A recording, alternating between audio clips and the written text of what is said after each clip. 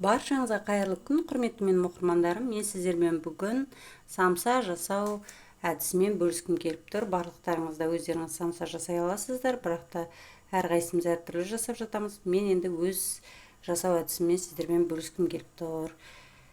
Оған бізге керек болады ет, не болмаса фарш. Мен бүгін үйде міне майлы фарш, өзім еттен өзім тартып жасаған фарш. Одан кейін бір үлкен пияз және бір үлкен картоп, тұзымыз, бұрышымыз, сонымен қатар жұмыртқа самсаның бетіне жаққанға қажет болады. Ал енді міне мен бәрін турап дайындап қойдым. Қазір міне етімізге бірінші мына пиязымызды араластырып алатын боламыз. Міне мына етке осы жуаны түгел араластырамыз жақсылап.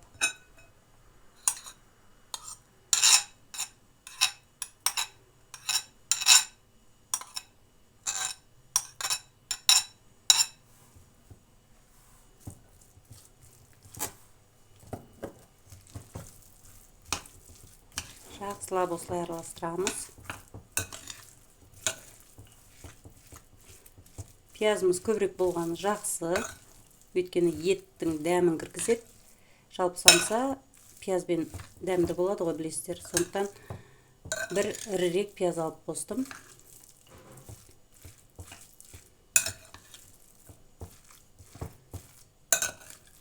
Менде бұл жерде 400 грамм фарш. Етпен жасап жатам, турап етті кәдімгідей пирогқа алдындағы етпен жасаған бәліштегі қосқан етім сияқты маринадталған етпен де жасаймын. Бірақ бүгін міне фаршпен жасауды көрсетейін дедім. Мен фаршты негізі еттің майын, майлы ет алып жатсақ, сол еттің майын қара кесек етке араластыра отырып, жақсылап майлы фарш жасап алам. Сондай міне майлы фарштан анда-санда осылай самса жасаймын. Неке жақсылап араластырып алдық пиязбен. Енді осының үстінен жаңағы дайындап қойған бір шай қасық, үлкен қасықпен тұзымызды және бір жарты шай қасық бұрышымызды араластырамыз. Менің бұл жерде фаршымда тұз жоқ, сол себептен бір шай қасық тұз қосып отырмын.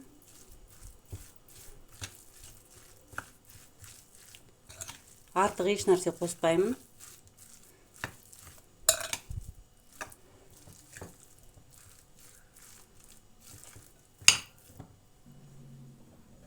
Міне жақсылап араластырып қойдық тұзын, бұрышын. Енді осыны екі ыдысқа бөлемін.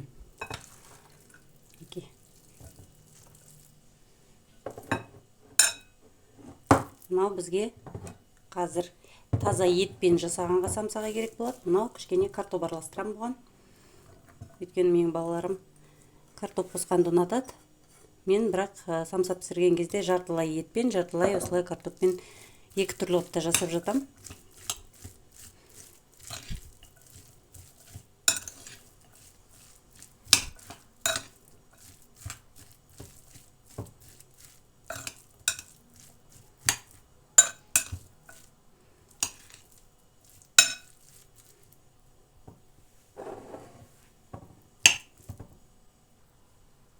Неге енді картопын салғаннан кейін бұл жерге тағы да кішкене сәл мынандай қасықтың ұшымен кішкене тұз қосып жібергендеріңіз дұрыс. Өйткені картоп тұздалмаған. Мен картоппен жасаған кезде осылай кішкене сәл қосам.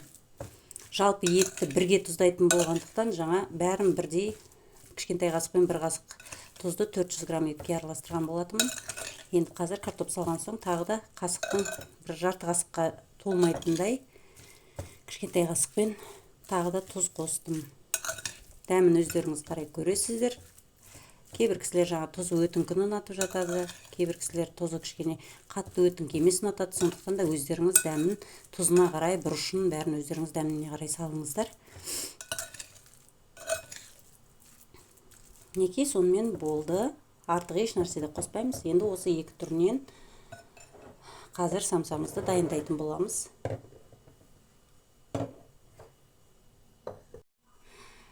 Міне, мен қамырымды бәрін дайындап қойдым. Бүгін мен сіздерге өзім холодильникте жаңағы самсаның қамырын да, бауырсақтың қамырларын да алдын ала дайындап қоятыным бар. Сондықтан мен сіздерге бүгін осылай бірден көрсете берейін. Ал қамырды, самсаның қамырын қалай илеу керектігі мен жеке видеоға салатын боламын. Міне қамырды қазір алып, жаңағы морозильнигімізден ерітіп, мен дайындап, бәрін осылай жеке-жеке кішкентай бөліктерге бөліп дайындап қойдым. Енді қазір жеке-жеке жаятын болам.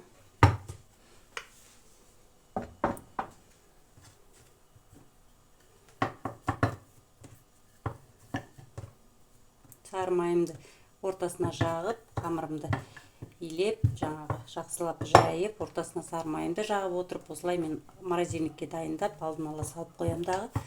Балаларым самса сұрай қалған кезде осылай бірдемнің ішінде жасай салам. Өте ыңғайлы.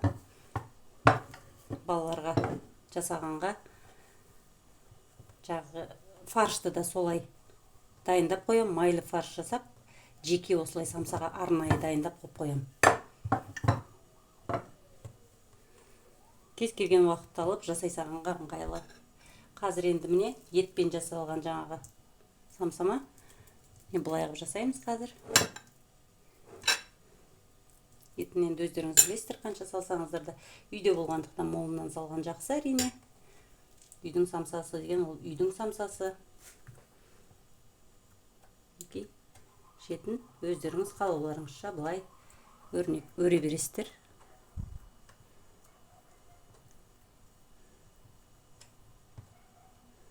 Біздің самсамыз міне сонда мынадай болады. Етпен мен осындай жасап шығам қазір. Міне мен формамды бірден майлап дайындап қойдым. Осылай самсаларымызды бірден тізе берейік деп шештім. Дәл осындай әдіспен басқаларында қазір түйе берем. Қазір міне мен етпен жасалғандар, одан кейін картоппен жасалғандарды бөлек қып түйетін болам.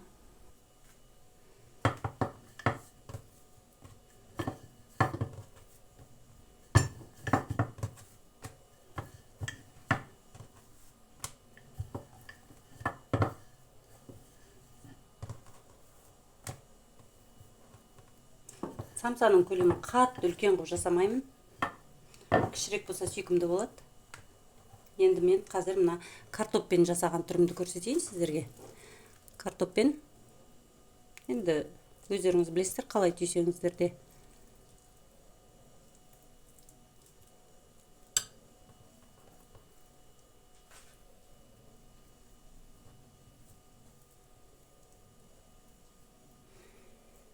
Қайсының ішінде картоп, қайсының ішінде ет екенін білу үшін осындай екі түрлі формада жасаған дұрыс.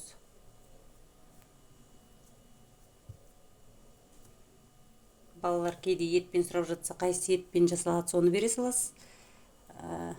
Картоппен деп сұраса, картоппен жасалғанын бере саласыздар. Мінекей, біреуісін үшбұрыш, біреуін жаңағыдай овальный формадағы міне осылай қылып жасаймыз. Дәл осындай әдіспен басқалардың бәрін осылай түйіп шығамыз.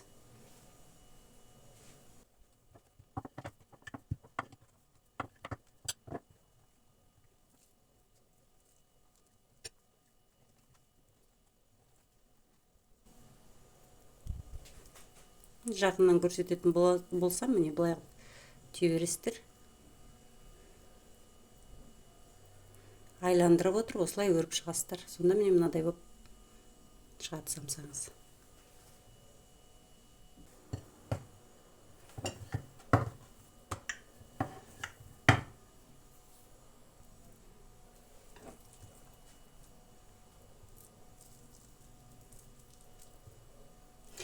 Еттеріңіз майсыз болып жатса, кішкене сәл су қосып жіберсеңіздер болады.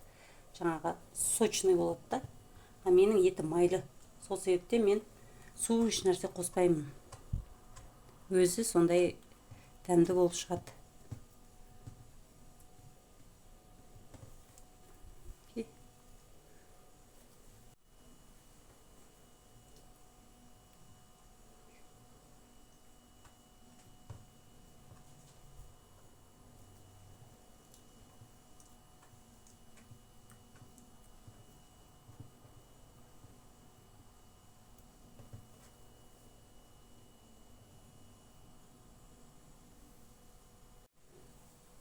Окей, біздікі тура жетті бәрі.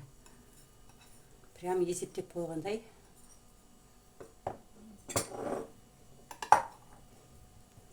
Көз мөлшермен есептеп салған. Мен сонымен тура шықты. Қамырым да бітті. И самсам да бітті.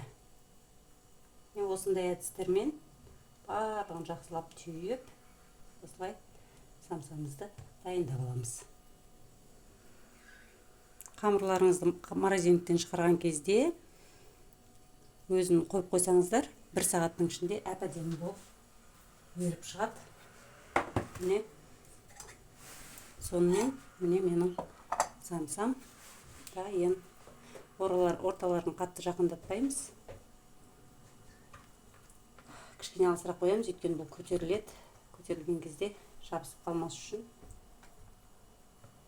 Микроволновкаға салып болады ғой, әртүрлі жағдай тезірек ерісін десеңіздер разморозкаға.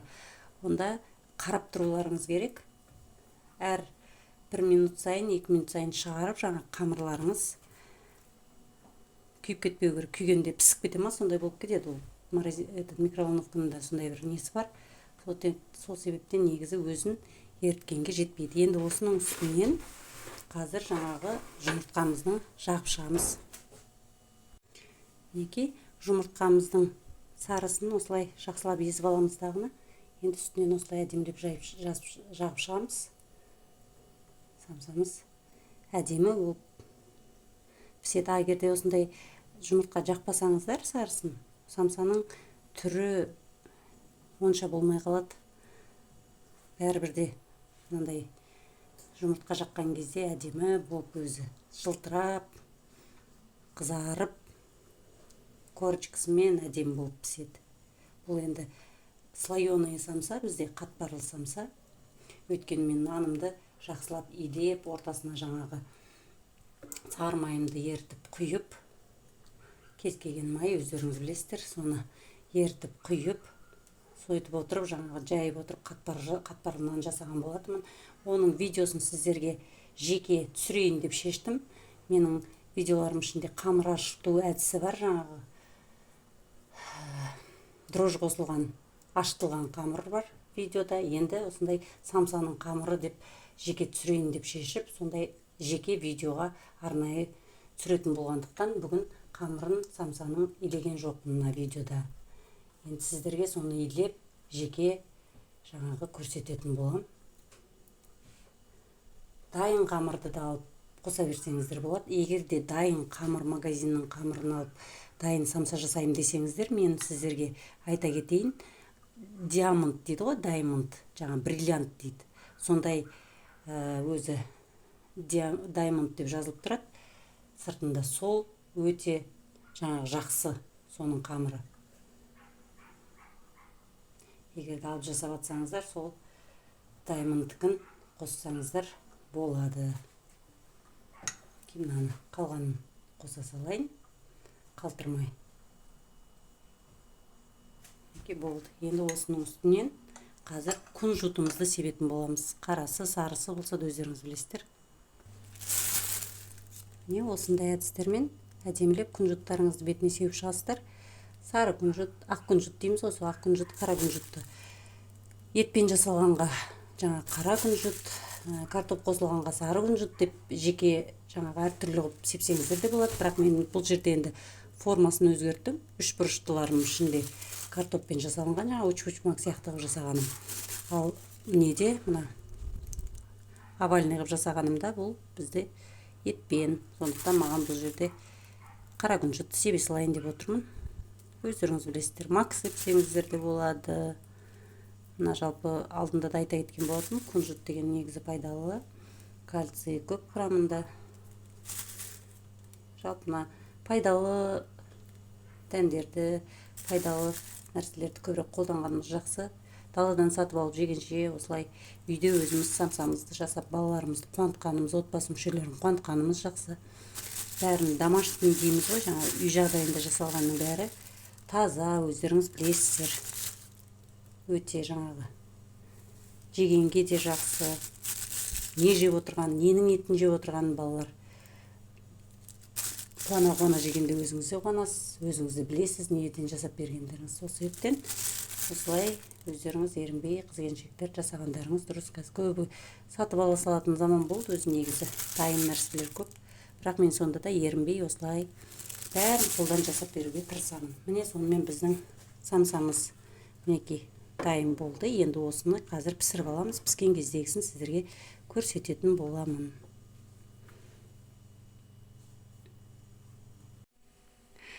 Міне, сонымен құрметті оқырмандарым, өздеріңіз көріп тұрғандай, біздің самсамыз дайын болды. Өте майлы болып, май сыртына шығып тұрып әдемі болып пісті. Өйткені менің фаршым майлы фарш болған. Сондықтан да пісіріп көріңіздер міндетті түрде. Өте дәмді болып шығады. Осындай әп-әдемі самсаны өзіміз, құрметті қыз-келіншектер, біздің томпаңдаған ботақандарымызға даладан жезгенше өз қолымызбен өстіп пісіріп берейік. Сіздер осылай өздеріңізде жасап та жүрген шығарсыздар, бірақ мен осылай үйде жасаймын. Барлықтарыңызға көп-көп рахмет. Ұнаса лайк басып, комментарий жазып, менің каналыма тіркеле кетіңіздер. 150 градуста 40 минутта пісіріп алдым. Өйткені ет болғандықтан ішінде асықпай, өзі солай 150 градуста пісірген жақсы болады мен үшін. Мен осылай міне пісіріп алдым. Неке, өздеріңіз көріп тұрғандай, әп-әдемі болып пісті. Міндетті түрде жасап көріңіздер. Бұл қатпарлы самса. Міне, майлы, дәмді. Асы әлі. Суы үлгерген жоқ. Мен сіздерге көрсетейін дедім. Сондай дәмді болып піседі. Үй жағдайында пісірген кезде міндетті түрде өздеріңіздің жасағандарыңызға жетпейді. Қамыры да бәрі үлпілдеп, сондай керемет болып пісті. Қатпарлы самсамызды өстіп өзіміз үйде жасайық. Жасап көріңіздер міндетті түрде. Дәмді болып шығады. Майлы фарштан жасаған жақсы. Ұнаса лайк басып, комментарий жазып, каналыма тіркеле кетіңіздер. Міндетті түрде жасап көріңіздер. Мен сочный әйбет самса болып піседі. Мынау картоппен жасағанымыз. Енді міне етпен жасағанымызды көрсетейін. Ой, то есть жаңағы етпен жасағанымыз. Мынау енді картоппен жасағанымызды көрсетейін.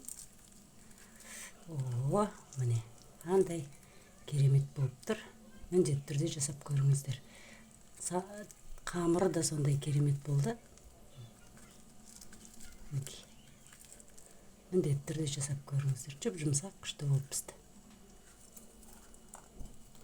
Сонымен біздің қатпарлы самсамыз осындай дәмді болып пісті. Ұнаса лайк басып, комментарий жазып, каналыма тіркеле кетуді ұмытпаңыздар. Барлықтарыңызға рахмет. Астарыңыз дәмді болсын.